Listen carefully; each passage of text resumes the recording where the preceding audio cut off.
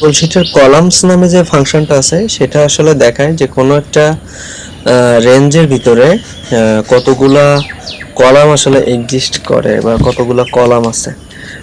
তো আমরা এটা বোঝার জন্য আমি লিখলাম যে আই এম তারপরে দিলাম COLUMNS কলামস ফাংশন, ঠিক আছে, ফাংশন গুগল শিটস। এটা লেখার পর আমি যদি এখন এখানে দেখতে চাই যে এখানে কতগুলা কলামস আসলে ব্যবহার হয়েছে এইটা টোটালটা লিখতে যেয়ে, তো আমি জাস্ট কি করব, আমি এখানে কলামস ফাংশনটা নিব। কলামস ফাংশনটা নেওয়ার পরে জাস্ট এন্টার দিব।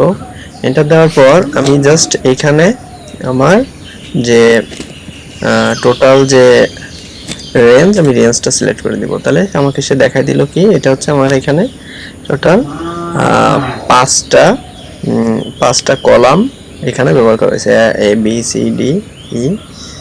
এবার যদি আমি এখান থেকে এটা ডিলিট করে দেই তাহলে কিন্তু সে অটোমেটিক এইখান থেকে দেখাই দিবে যে তুমি একটা তো ডিলিট করে ফেলছো, এখন কিন্তু যতটুকু আছে সেই অনুযায়ী এখানে কিন্তু মাত্র চারটা, সে কিন্তু লাস্টেরটা কাউন্ট করে নাই, ঠিক আছে, কারণ আমি তো ওই পর্যন্ত দেই নাই ওর কাছে, ঠিক আছে।